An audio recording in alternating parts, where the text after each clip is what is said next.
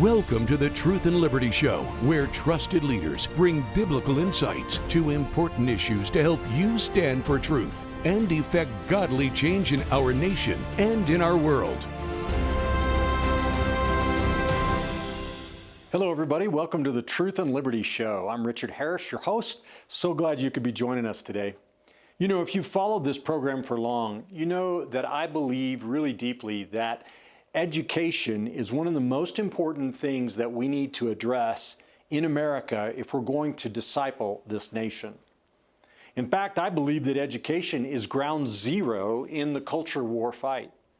As Abraham Lincoln said, the philosophy of the schoolroom in one generation is the philosophy of government in the next. So we can spend all the effort and money we want, and we may win an election tomorrow, but if we continue to allow the children of our nation, by the millions, to be indoctrinated in ungodly, Marxist, LGBT, trans, woke, whatever you call it, unbiblical ideologies, there's no way we're going to win the elections in the future. So we have got to deal with the subject of education. Do you know, the Bible is very clear about education on 2 points. The first, the Bible teaches that the fear of the Lord is the beginning of knowledge. Proverbs chapter 1, verse 7 says, "The fear of the Lord is the beginning of knowledge, but fools despise wisdom and instruction." Proverbs 9:10, "The fear of the Lord is the beginning of wisdom, and the knowledge of the holy is understanding." You see, reverence for God is the foundation of all knowledge. It's the cornerstone that sets the course for the interpretation and application of facts, right? So if you just educate someone in facts, you're just telling them miscellaneous, arbitrary facts, historical facts, geological facts, science facts. How do they know what these things mean or how to piece them together? What determines that is their underlying belief system, which we call worldview. So unless children are given a biblical worldview where they're taught about the existence of God, the purpose for mankind, why He created us, our redemption in Christ, they'll not be able to operate according to wisdom and truth in this world and in this life. The second biblical principle is that parents have been given the duty and authority over children, including their education.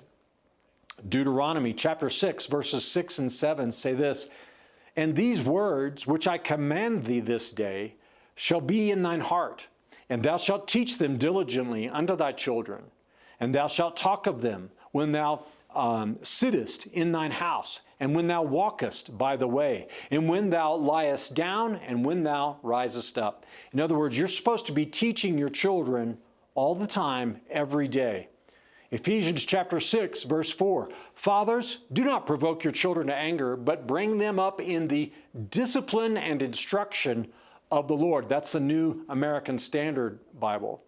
Colossians 3:20 says, "Children, obey your parents in all things, for this is well-pleasing unto the Lord." Nowhere does the Bible give government the job of educating people. No. Societies that have put government in charge of education of the youth of the nation, that have allowed the government to assume this role, have, without exception, gone increasingly left and grown more and more totalitarian and less free. Dictators like Adolf Hitler, Joseph Stalin, Mao Zedong in the 20th century understood that the state, in order for them to have power, must control the minds of the youth. And so they took over education. In America today, we've done it much more gradually, but we've surrendered education of our youth to the government as well. Government schools, the movement to establish mandatory compulsory public education or government school system, began in the 19th century and went into full swing in the 20th century. It was at the urging of secular humanists, people that reject God, like John Dewey and Horace Mann. There are schools all over America today named after those people. They're hailed as heroes. But they advocated that religion or faith in God be kept out of education.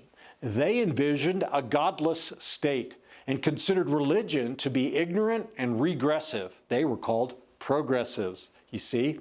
It wasn't long before they included or injected Darwinian, secularist, humanistic, Darwinian evolution into the education of the youth of this nation.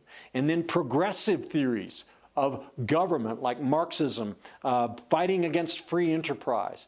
And then in the 1960s, they went full bore and put God out of the schools entirely with no prayer, no Bible reading, no Ten Commandments, and a complete secularization of our government and our school system. Today, we're suffering unbelievably as a result of this entire movement. We're seeing a teen suicide epidemic, a fatherhood crisis. Did you know that 1 out of 4 children in this nation today are born without a father in the home? We're seeing child abuse, child sexual molestation at unbelievable records, something that used to be almost unthinkable in America. 1 million abortions a year, children murdered in the womb in this nation. Economic stagnation, social upheaval caused by people that hate what America stands for and despise the rule of law, that want a Marxist-style government. Massive, unbelievable amount of debt in America today, $40 trillion. It's unpayable. We'll never be able to pay it off. Our students today don't even have basic knowledge of history or civics. We rank 38th on the world stage in math and science and other core subjects. Only 1/4 of the student population in America can do math at grade level. In the book U-Turn, David Barton and George Barna documented how the values of America have flipped on their head. They compared the values of the founding era to the values of today in this book that was published, I think it was in 2014. They go through dozens of values, but I just want to mention for you here the top 5. So in the founding generation of America, here were the top 5 values. Number 1, freedom. Number 2, truth and honesty. Number 3, hard work. Number 4, civic duty. Number 5, family. I'm just going to throw in number 6 to boot. It was humility. In 2014, the top 5 values in American society. Number 1, belonging and acceptance. Number 2, comfort. Number 3, entertainment. Number 4, experiences. Number 5, expressiveness. Guys, this is not a joke. This is true, documented. Get a copy of U-Turn today and read it for yourself. Folks, we are in this situation today because we have not followed the Word of God. We have turned our children over to the state, and we are reaping the consequences. The state in America today, the governments in America, only allow teachers to teach in the schools if they hold a teacher's certificate. How do you get a teacher's certificate? Well, you've got to go over to a university and go through an education college at the university and get your degree. Well, here's the little game that you don't understand. The leftists and Marxists, secular humanists and communists have taken over the colleges of education in America while all of us have slept and gone about our daily lives living the American dream. And so these Marxists who control the colleges of education are indoctrinating our teachers. They're putting them out into the schools now, who are teaching cultural Marxism, DEI, CRT, LGBT ideology, socialism, secular humanism, atheism, disparaging America's founding fathers and America's founding. I'm telling you guys, this is what's happening. And you can listen to me today and say, oh, you're crazy, you're a nut, you're a right-wing extremist. But what I'm telling you is the God's honest truth. And if we're going to turn this thing around, if we're going to turn America around, we have to regain control of education. Christians, above all, Christians must lead the way. We have to take seriously the Bible's instructions to educate our children. We cannot, if we turn our children over to Rome, for Rome to educate them, why are we surprised when they come out like Romans? We must take responsibility and educate our own children with the Word of God being the foundation of all knowledge. That's the only way. And we must fight in the public sphere for the freedom to do so and take responsibility in this arena. And here to discuss this subject with me in more detail is a first-time guest to Truth and Liberty, Dr. Corey DeAngelis, the Executive Director of the Educational Freedom Institute and a visiting fellow at the American Institute for Economic Research. He's been labeled as the school choice evangelist and called the most effective school choice advocate since Milton Friedman. He's a regular on Fox News, frequently appears in the Wall Street Journal. Dr. DeAngelis is also a senior fellow at the Reason Foundation, an adjunct scholar at the Cato Institute, a board member at Liberty Justice Center, a senior advisor at Accuracy in Media, and a senior advisor at Americans for Fair Treatment, and a senior fellow at the American Culture Project. So Dr. DeAngelis is recognized around America as a scholar and a thinker on this subject. He holds a PhD in education policy from the University of Arkansas and is the author of the national bestseller called Parent Revolution: Rescuing Your Kids from the Radicals Ruining Our Schools. And so I'm really excited to have Dr. Corey DeAngelis on Truth and Liberty today as a first-time guest. And so, folks, I want to encourage you today. I won't have time to tell you this at the end of the show, so I want to tell you now, take today's episode and share it with people. Would you do that? Share it with your brothers and sisters, your aunts and uncles, the people that you know, and encourage them to get their kids out of public schools, to take it on themselves to find ways to get their children a good, biblically based, strong education that doesn't turn them over to the state. There are so many options out there today, from traditional homeschooling to Christian private school and everything in between. There's many different options out there. And school choice is a growing movement. There are many states in America today that have enacted school choice laws that allow government funding to follow your child to the education source of your choice, including some states that will even reimburse you for your homeschool expenses. So, folks, this is doable. The problem we face is that we as Christian parents are not recognizing the critical nature of our duty to do this. And we're not willing to pay the price. You know, I'm not saying there's not going to be a price to you and your family. My wife and I homeschool our children, and we have done that. And so I know what this is like. And I'm telling you today, though, that it's worth it. Because the majority of kids, Christian kids today, even if you've got them in church, and even if you've got them in youth group, the majority of Christian kids that go to a secular university lose their Christian faith. The data is approximately 70 to 80%, right? It takes more than a 20-minute message at a Disneyland-style children's church on Sunday morning to disciple your children. And, if they're in government schools 40 hours a week, they come home, they've got 1 to 2 hours of homework every night, plus sports, plus football games, plus all these activities we're in. How much time do you have as a parent to actually sit down and teach them the Word of God like it says in Deuteronomy? Are you rising up and sitting down? Are you going out and coming in? Are you doing life with your children, teaching them how to interpret the world from the perspective of God's Word? Or are you turning it over to others? Boy, that's a tough message, but am I telling the truth? I am. So don't go away, guys. I want you to listen to this amazing interview with Corey DeAngelis as he talks about what's really happened to American education. And at the end of it, I want you to pray. I want you to ask God, what are you calling me to do? Don't go away. We're going to share some information. We'll be right back with this interview of Corey DeAngelis. Darkness has attacked our nation, but God is raising a standard. Now is the time to wake up and shine the light across America and around the world. Believers are fighting back, eyes are opening, hearts are changing, and Christ is being proclaimed. In government, education, family, media, and the church, we are mobilizing to engage culture with truth. Go to truthandliberty.net. Welcome back, folks, to Truth and Liberty.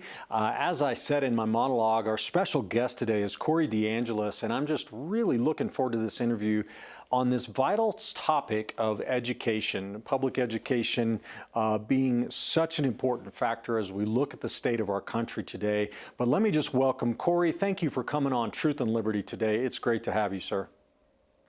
Hey, Richard, thanks for having me. Corey, I'd like our folks to get to know you just a little bit. I shared some of your background, but you've written this book with such an amazing title. It's called Parent Revolution: Rescuing Your Kids from the Radicals Ruining Our Schools. Man, I want to dive into all of that. But before we do, and I guess I should call you Dr. DeAngelis probably, because you are a PhD, but how did you get into this subject, ma'am? Yeah, you can call me doctor, but I'm not a real doctor. I'm more like a Jill Biden doctor, PhD in education policy. I can't help you with the real important stuff. But no, I really got into this, This is important. battle over, the schools as a researcher at the University of Arkansas. Did a PhD in education policy there.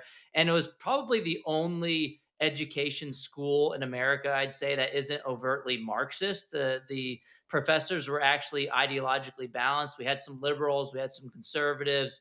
And my first study there during my PhD threw me into the national spotlight because it was an understudied topic. What I looked at was using state mandated evaluation data of the school choice program in Milwaukee. I found that getting a scholarship to go to a private school in Milwaukee, by the time the students were about 30 years of age, they were substantially less likely to commit crimes than their similarly matched peers in the traditional government-run school system. And my co-author and I have theorized there's a lot of reasons why this could be. I think it's pretty obvious, right? If you can get an opportunity to get a better education, you're more likely to get a job. You're less likely to be involved with the criminal justice system. If you're less likely to be involved with all of the negative influences at the public school, maybe drugs are going on, gangs. I saw this firsthand. I went to public schools in San Antonio, Texas, all through my K through 12 education, and I didn't fall through the cracks, but a lot of students did. It was cool to get into fights. There's a lot of negative forms of socialization that occurs in the public school system. And if you can get a scholarship to get to a safer environment, a better school, and you get a better job and education later on in life, of course, you're going to be less likely to be involved with the criminal justice system. And so that was the first study on the topic, linking a private school choice program to crime reduction. There have since been 6 total studies linking school choice to crime reduction, all of them finding huge benefits of having more choice and more of a say in your kid's education. I thought I was going to go into academia, Richard, but I saw it was an uphill battle. I said, to heck with this. I'm not going to do that because it was basically I wouldn't be able to be myself. And so I went into think tanks, Cato Institute, Reason Foundation, and so on and so forth. I'm affiliated with many others as well, and brought the fight to the teachers' unions head on instead of in a think tank in an ivory tower. Well, that's fantastic. And so, Corey, your title of your book says it says there are radicals that are ruining our schools, kind of rescuing our kids from the clutches of these radicals. What are you talking about, radicals? I thought school teachers were, the best of the best out there, the good-hearted sort of, wholesome people that were told. And I don't mean to disparage teachers, but the education establishment itself, is it controlled by radicals? Yeah, if you look at union bosses, they're often associated with socialist demonstrations and socialist causes. And if you look at places like New York City, it shouldn't surprise us that they elected a mayor, Zoran Mamdani, who is an out-and-out socialist. He's loud and proud about it. The teachers union endorsed him. And if you look at where the money goes, you got to follow the money with the teachers unions.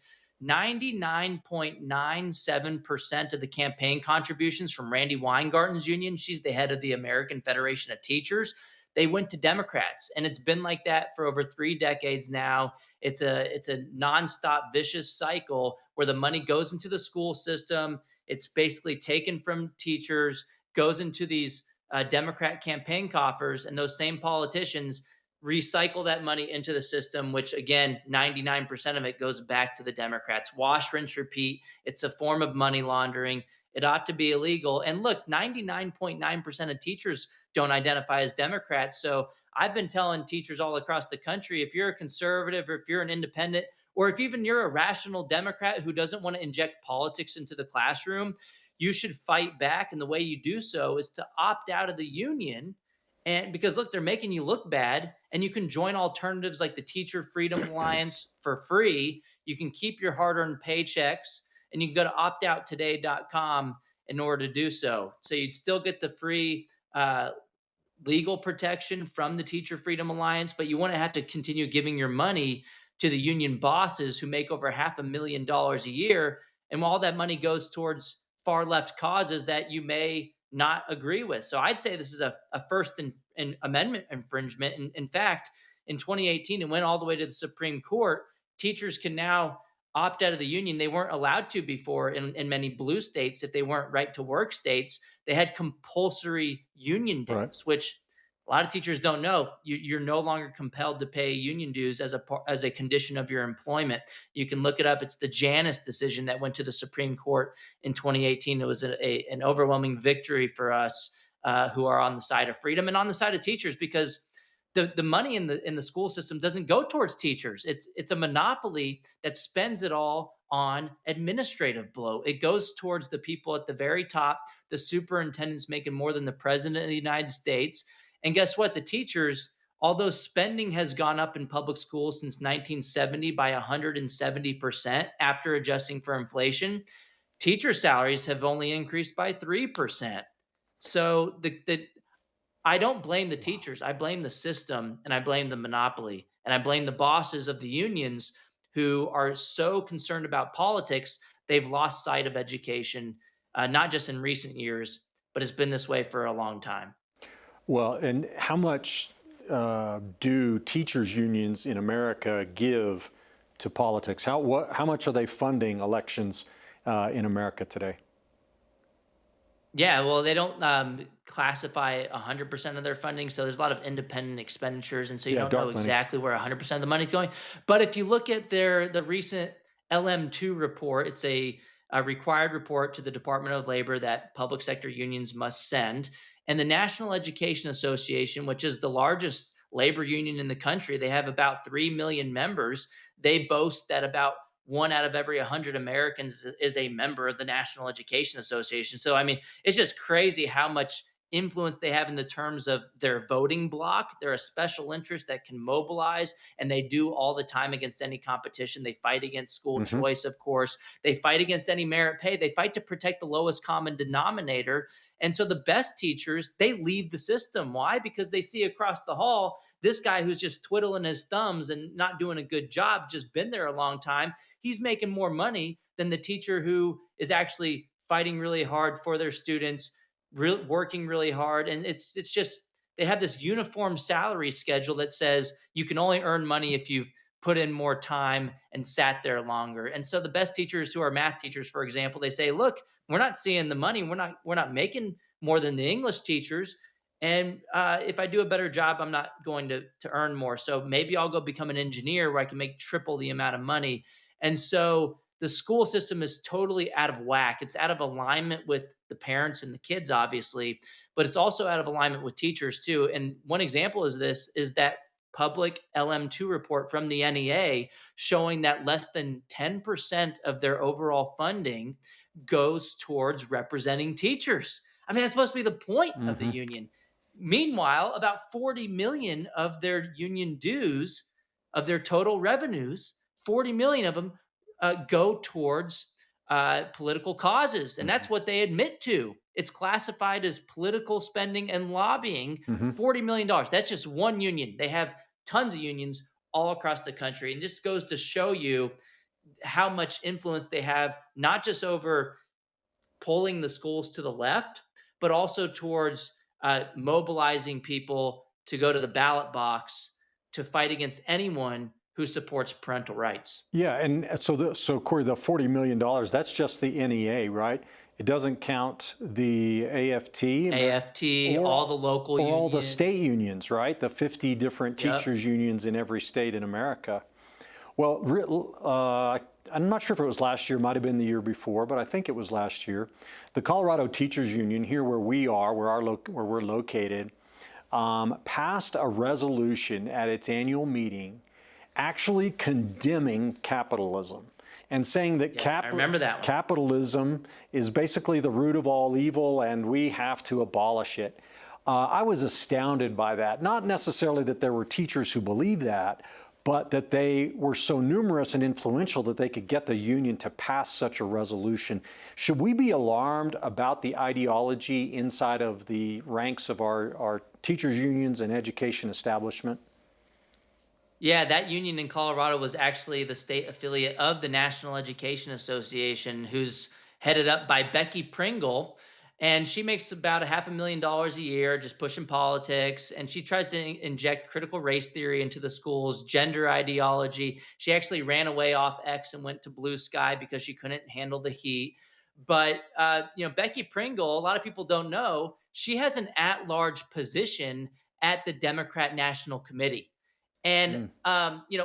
it's one thing to follow the money and say, look, all the money from the union's going to elect Democrats, but it's worse than that. They're sitting at the same table. They're one and the same. I've often said that the union is an extension of the far left wing of the Democrat Party, but it's worse than that. They're one and the same organization. It's an incestuous relationship, and there should be some division here. In fact, they have the backing of Congress, Richard. Most people don't understand this either. But in 1908, there's a federal charter that was bestowed by Congress to the National Education Association. They're the only union in America that has this special privilege, the backing of the federal government for over 100 years now. Thankfully, some Republicans in Congress have introduced a bill to revoke their federal charter. I think the House would have the votes to do so. The Senate, you need to overcome this tricky thing called the filibuster in America, which is good for conservative politics, but isn't so great. In the long run, it's a good thing, but it's not so great when you're trying to do things like get rid of the federal charter of the NEA. But I mean, they also passed at their annual convention last year, 2025, in Portland, Oregon, of all places. Of course, they chose that. They passed a whole bunch of resolutions. None of them had anything to do with education. They read more like a declaration Right. of war on the Trump administration. Yep. Get this, Richard. They had one resolution where they passed it to dedicate thousands of dollars to call President Trump a fascist. And in that same resolution, they misspelled the word fascism. You can't make this stuff up.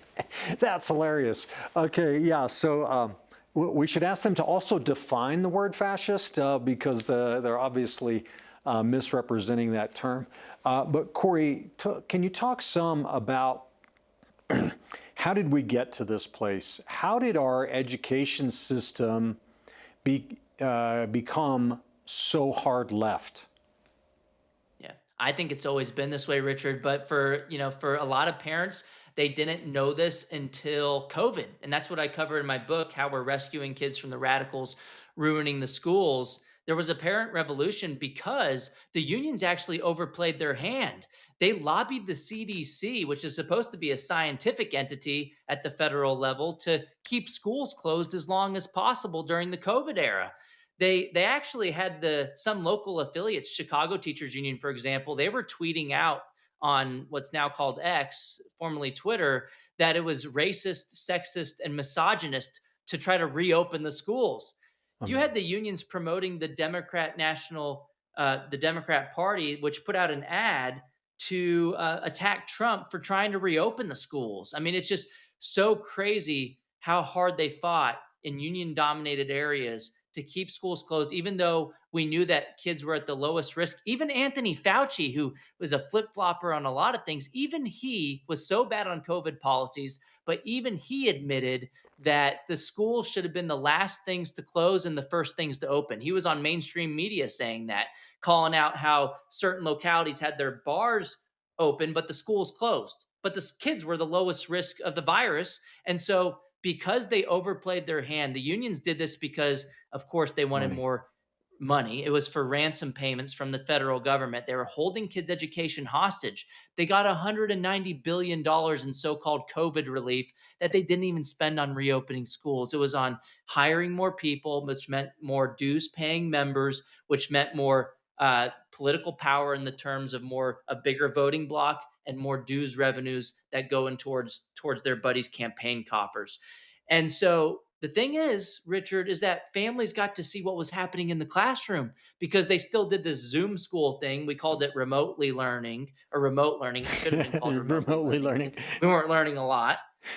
And families saw, hold on, I thought the schools were focused on math, reading, and writing. I live in Texas. It's a Republican conservative state. I thought they were, they weren't doing the gender ideology stuff. But so many parents, even with kids in A-rated schools, saw something's up here. They started to fight back. They started to go to the school board meetings because that's what we've always been told. They have democratic accountability. And we saw that was a total farce because parents had their mics cut off. They were actually under the Biden administration. They had the School Boards Association sick the FBI on parents, and they wanted parents to be investigated under the Patriot Act of all things as quote unquote, not kidding you, domestic terrorists. Yeah. It's totally crazy. And so that's where the parent revolution comes in because so many red states, at least, have gone all in on supporting school choice, allowing the funding to follow the child so that if you're in a school that they're teaching that there's 1,000 genders that you can just make up any day of the week, and that kids have to feel bad about themselves for their skin color and pitting people against each other based on their mutable characteristics. If this Marxism is injected into your school, if they're not going to listen to you at the school board, you'd hope they do that. But if they don't, you should be able to take that money somewhere else. And that's where competition comes in. And the public schools start to do a better job. They start to listen to you.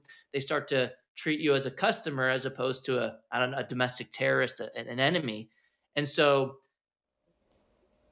to get to the root of your question, Richard, is that where did this start? I think it's always been there. COVID didn't break the public school system. It was already broken. And if you look at the very start, the far left radicals, John Dewey and others, the father of public education in America was the first superintendent of Massachusetts schools. His name was Horace Mann. He went to Prussia, and he thought it was such a great idea to bring that compulsory school system here. And they weren't focused on educating kids either. They were focused on creating obedient factory workers, obedient soldiers. And so when you see that our money towards education has gone up over time in America, or at least towards schooling, which is not the same thing as education. Oh, great point. This system has just flushed the money down the toilet, and the outcomes are getting worse in a lot of cases. Yeah. And when you look at the Department of Education, too, that started in 1979. It was a political payoff by Democrat Jimmy Carter to the NEA. He wanted their endorsement. Mm-hmm. And they've spent $3 trillion since its inception. Where's the money gone? It hasn't gone towards the kids. Well, and where's the improvement, right? Exactly. Our kids are not doing better in school. They're not reading better, doing math better, science better. They're not scoring better. We're not outperforming other countries of the world. We're doing worse. So where is this money going? But Richard, but that's not the point, right? Because we're kind of thinking about this in terms of how you would expect the education system money to be spent. We're thinking about academic outcomes, math, reading, and writing. But the radicals who infiltrate the school system, especially at the top of the unions, they're not concerned about math, reading, and writing. In fact, if you look at their 2019 convention of the NEA, they've actually scrubbed this from the internet, but thankfully I saved it. Screenshots, the internet's forever. And they failed to pass a resolution that year that was supposed to be to realign the NEA to being about student learning and education. That resolution went down in flames, but all of them this year that had to do with far left causes, they all passed with flying colors. It just goes to show you they have a difference in priorities. And so you look at this week, Richard, all the kids are out protesting, probably at the direction of their teachers union members, to go protest immigration enforcement. I actually have a school here in San Antonio, Texas, is in the news. It's actually the school I played sports for. Mm-hmm. In high school. I actually went to a magnet school. It was a form of school choice, still run by the district, but at least there's some competition there. And it was called Communications Arts. It was located on the campus of the school that I played sports for called Taft High School. Well, they're in the news this week, because the students are out there protesting in mass about ICE, which they know nothing about, except for probably the teachers told them you should go protest. You can have some time off throughout the school day. And I actually have someone in that school system that has texted me, one of the teachers who's not aligned with this kind of stuff. And they said that this happened during, lunchtime, and no one actually knew what was going on. It was just the students that were walking back and forth to off-campus lunch. And so the news tried to blow it up to be a bigger thing than it actually was. But it's really crazy how you have some people in the school system that see their job as a way to not just, not teach math, reading, and writing, but to inculcate their values and replace them with the family's values. And I would say this is probably because the school system has explicitly been anti-religious, basically since forever. And because the school system is kind of leaving this void, humans like to share their values, and schooling or education is kind of an extension of parenting in a way. And so if you take out religion, if you take out a value structure of the school, there's no such thing as a values neutral school. They're going to replace it with something else. That's right. That's where CRT comes in. That's where gender ideology comes in. That's where this political propaganda comes in, because for better for worse, human beings like to share their values with other human beings. I think it's no business of the teachers to do that. But the best way out of this mess is to allow parents to choose communities that's aligned with their values. So you're not going head to head with one another, and having the school uh, inculcate values that are completely contradictory to with everything you're trying to do in the household. Yeah, and Corey, I want to, in the time we have left, I want to get to school choice and the options that are out there. Also, what do we say to teachers who are not aligned, and how can they be a force for good? But before we go there, let's go back a little bit further in history, or a lot further. America, when it was founded, our great universities were all Christian universities, even seminaries. Children, can you comment on this? Children were educated primarily at home and through a church or church-affiliated schools, or everything revolved around the local church there. And is that accurate? Is my understanding accurate, first and foremost? And second, how can we get back to that? Yeah, that's correct. You had the one-room schoolhouse idea. You had homeschooling. A lot of people say like homeschooling is an experiment, but I think that's totally backwards. The real experiment is the government factory model school system. People were educating their children at home, their own kids, for thousands of years. I mean, if we didn't have the government, people would still learn things probably at a higher rate than in the school system today. I mean, there's 55 public schools in Chicago, for example, right now, that have not a single kid proficient in math, and they spend $30,000 per student per kid every single year. It's a bottomless pit, Richard. And so like if just imagine if today, if we had compulsory education starting at birth, and some far left radicals would probably like that. They want government control from cradle to grave. And you would think after, a decade or so, people would start to believe, oh my goodness, kids would never be able to learn how to walk or talk if we didn't have the government failure factories that we churn them through every single year and put them on this conveyor belt until they're, even through college nowadays. It's crazy how much control the school system, which by and large is a hand of the government, has over our lives. And so the way that we get back to that, one way is to homeschool your kids and just make that decision. But it's really tough in the society we have today, where everybody's expected to go to work, not just the man, but the woman as well. And so, and with inflation and prices going up, it becomes very difficult to make these choices and these sacrifices for your children. But it is the most rewarding thing that I would say people can do for their families and their children and for themselves. I mean, think about it. Once your kid leaves off to college, you might look back and say, where did all that time go? 7 hours a day for, 16 years, 17 years of my children's life.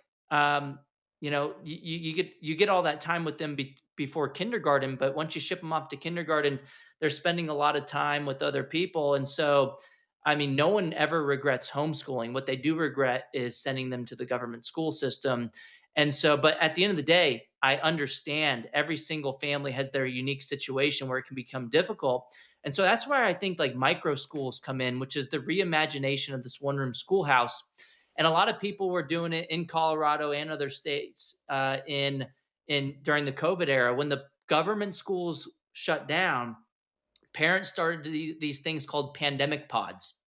And in Denver public schools, I remember very clearly their superintendent actually sent out a email to everybody saying that you're causing segregation if you go educate your own kids at these pandemic pods or micro schools. They wanted to keep the butts in the seats in the public schools, even though the schools weren't open. They wanted to keep that I- enrollment for more money. Is there any And issue so where they it was won't all play? about them themselves. Is there any issue where they won't play the race card? I'm just curious. That's just unbelievable. It was exactly, and that was exactly right. And they thought that was going to protect themselves, so they could have their cake and eat it too. Keep the schools closed and keep your money and keep the enrollment tied with the student. So they didn't want you to go homeschool. And if you looking now, post pandemic, we've doubled the rates of homeschooling in this country because a lot of parents who Doubled. never Wow. were going to do it, they said, you know what, I can do this. I'm doing a bet. Look, the kids learning, they're less anxious, they're happier. I actually like my kids. And they regained this ability of Yeah. confidence to raise their own kids. Mm. And I think that was one of the silver linings of the COVID era. And the way we get back to it to make it more affordable is where school choice comes in. Yep. Trump made it part of his campaign promise. He won the parent vote by 9 points. It was abolishing the Department of Education and school choice. You need 60 votes in Congress to totally get rid of in the Senate to totally get rid of the Department of Ed. So that's a heavier lift. They're working on killing it from the inside in the Trump administration. But sending education back to the states was the other campaign promise. And in the big beautiful bill, in the reconciliation package, the budget bill, they passed something called the Educational Choice for Children Act, which allows governors to opt into a nationwide school choice program, but it's a federal tax credit where it's donated dollars. It's not federal government dollars. Each state voluntarily opts in. And I will say now, as of this conversation, there are 16 states that have opted in. 3 have said no. And there's been one Democrat governor that's actually said yes. That's Jared Polis in Colorado. Hmm. And he's opposed vouchers and stuff before and other forms of school choice, but he's actually been okay on charter schools.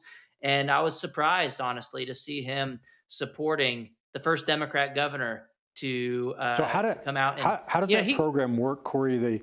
The state, Yep. Does the state contribute to a fund or something like that? Or how does that work if they opt in? Individuals can write off up to $1,700 on their federal taxes. And so whether your governor opts in or not, this is nationwide already. If you're in California and Gavin Newsom doesn't want to do it, too bad for him. You can still donate to these scholarship granting organizations up to $1,700 a year. It's a dollar for dollar tax credit. So you're no financially worse off. You either give that $1,700 if you're a taxpayer to the government where they're going to light it on fire. It's going to go to fraudulent daycares in Minneapolis and other places. Or you can give that $1,700 to a scholarship granting organization anywhere in the country. And so what this creates is kind of like this, it's almost like the 21 drinking age incentive where, every state voluntarily chooses 21, but it's partially because it's tied to federal highway money. Mm. And so with the school choice program, if you don't opt in, and Jared Polis actually acknowledged this after I wrote about it in the Wall Street Journal making this argument. He didn't cite me directly, but maybe he read the article calling for Democrats to opt in addition to Republicans to this program. He said that he would be shooting himself in the foot if he didn't opt in because his constituents could donate to scholarships to kids in Florida if they wanted to, and DeSantis will probably opt in. And in Texas, where I live with Governor Abbott, who's already said he's going to opt in. And so you could create this outflow of money voluntarily through private donations out of Colorado to other states if he didn't opt in. But now, since he did, kids in Colorado can receive those scholarships as well. Yeah. And so that's just, the most recent victory. But Right. as I covered in the Parent Revolution, states are where most of the magic's happening. 90% of education funding's at the state or local level. And we've had 18 red states that have gone all in on school choice, allowing the money to follow the child, not just the private schools or micro schools, but also for homeschool curriculum, textbooks, and tutors, and so on and so forth. And one of the states that has been doing a good job on this is Arizona, another one, Florida, and many others as well. So there's a lot of different ideas out there when it comes to school choice, right? Everything from vouchers to stipends to other things. Can you sort of give us in just an overview of that? How can people learn more? And yeah, just give us an overview and where do people go to learn about this? Yeah, broad definition of school choice, in the way I would put it, is that the status quo in America is you're assigned to a school based on where you live. And if you don't like it, good luck. You have to move to another house in a better zip code that's assigned to a better so-called public school, which isn't really public in any meaningful sense of the word. They discriminate on the basis of zip code. I call them government schools because they're run by the government, regulated by the government, funded by the government or the taxpayer, compelled by the government, assigned by the government, and so on and so forth.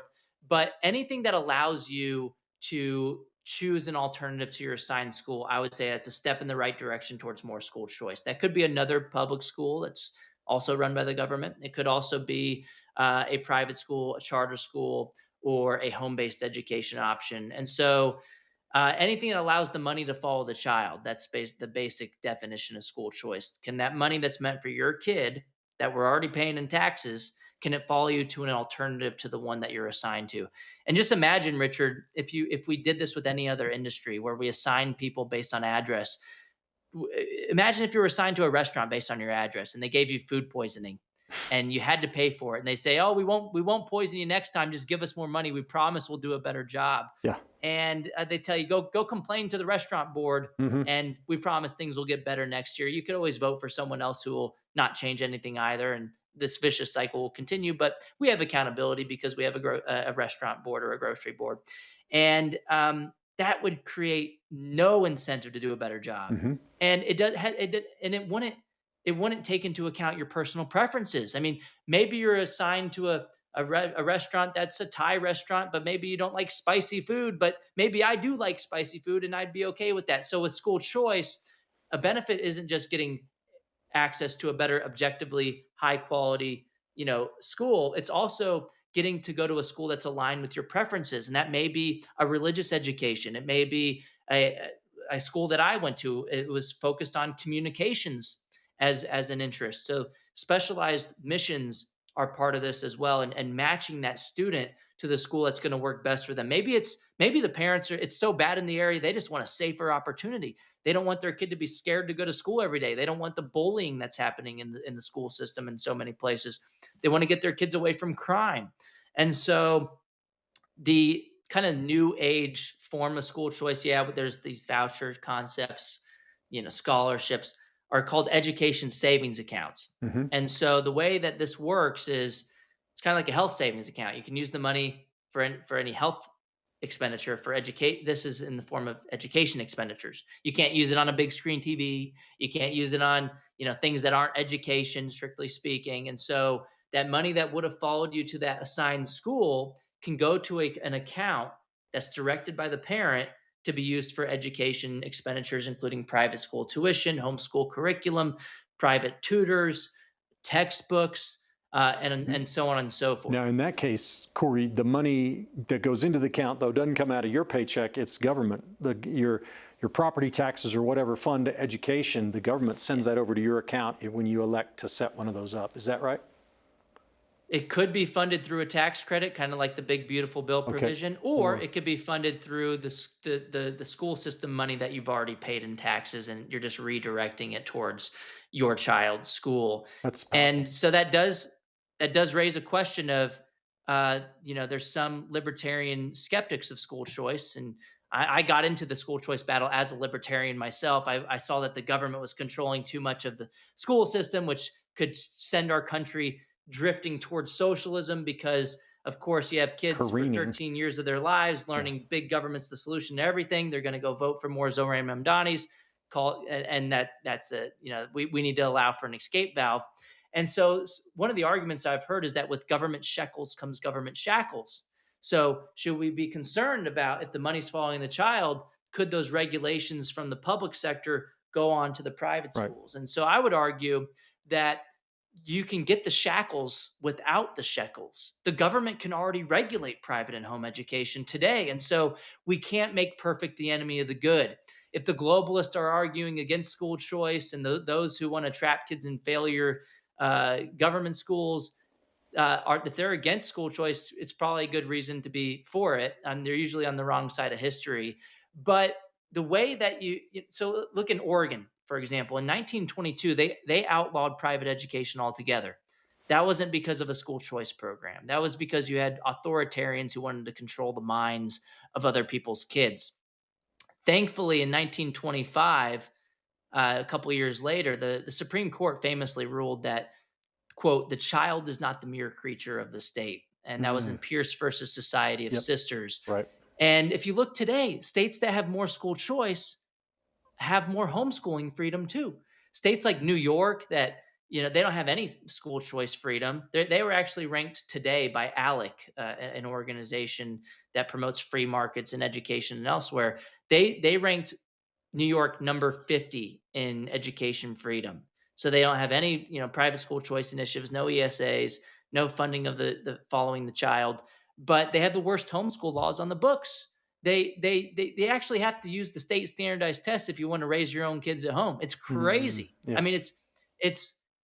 I think that's unconstitutional. They should bring that to the Supreme Court. But the way that we win this battle is by creating a bigger tent. School choice helps us get there. If you have more people fighting on your side when radicals try to take away your rights in the future, you're more likely to win those battles. I mean, think about it.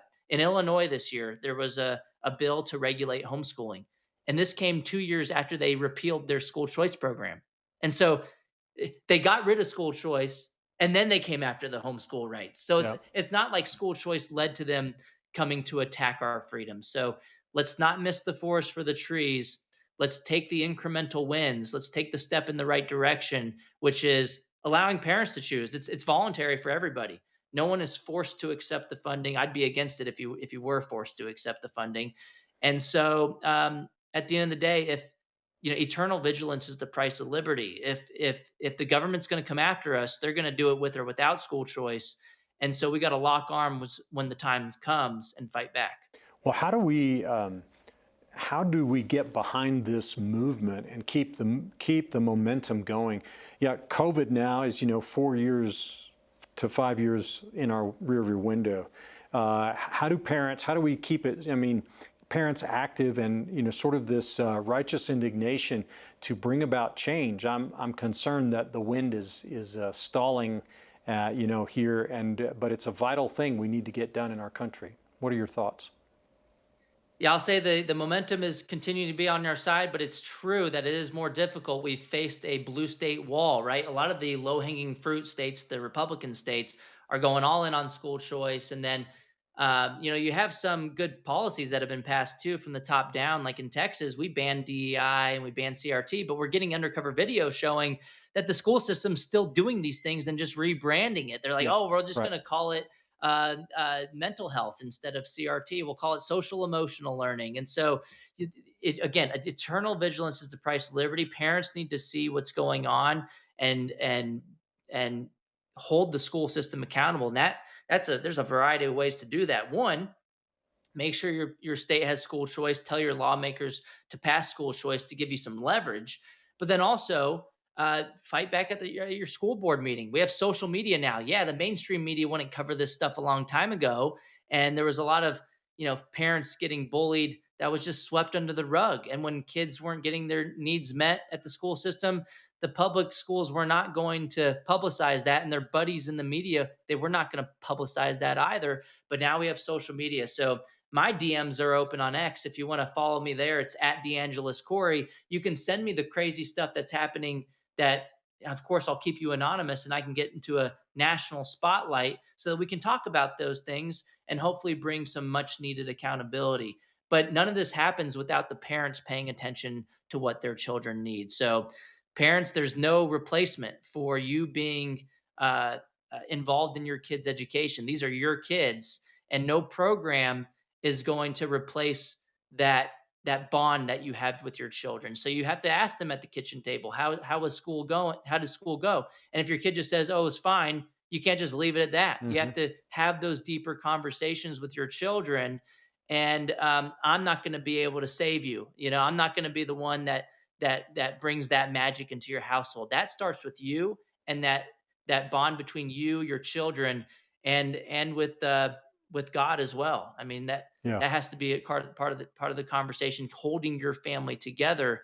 And so the schools can help you with that if you have school choice, but it's almost like a chicken and egg problem where it starts with you, and maybe with that bond you can bring more freedom and education in your state. All right. So one final question for you, Corey. Two subjects. Number one, where do parents go to learn more about school choice? And number two, what do teachers do out there if they want to learn more or find options to get out of the unions? Yeah, teachers, if you're not aligned with what's going on in the school system, and I know there's a lot of great teachers out there, you can opt out of the union by going to optouttoday.com. You can click on your state. You're no longer compelled to pay union dues thanks to a recent Supreme Court decision called the DeAngelis decision. You can no longer be compelled to do that because that would violate your First Amendment rights. So if you're concerned about personal liability insurance, the Teacher Freedom Alliance is providing that for free because they care about the mission so much. So go to optouttoday.com as a teacher. And then as a parent, if you want more of a say in your kids' education, check out the playbook. It's called The Parent Revolution. It's on Amazon. It's like 40% off right now. Endorsed by President Trump. It's endorsed by Secretary of War Pete Hegseth and many others. But it shows you a playbook of how to reclaim your child's education and their upbringing from the socialists in the school system. Okay, then you left me a little window here. How much better do homeschool students do than public school students academically? 20 seconds. Yeah, knocking it out of the park. That's why so many families. There's actually a systematic review published in a peer-reviewed journal article by Brian Ray a couple of years ago in the Journal of School Choice, and he did a systematic review finding all the studies that look at homeschooling, and they find that homeschoolers fare better academically by like 20 percentage points. They're doing so much better. They're knocking it out of the park, and even on social issues as well, because they avoid a lot of the negative socialization that occurs in the government school system, like bullying and fighting and so on and so forth. So homeschooling is the way to go. Yeah, excellent. Folks, you've been listening to my interview here with Corey DeAngelis. Be sure to get a copy of his book, The Parent Revolution. Corey, thank you so much for joining us on Truth and Liberty today. It's been a pleasure. Thanks, Richard. It's great talking to you. All right, and thanks everybody for watching. We'll see you again next time.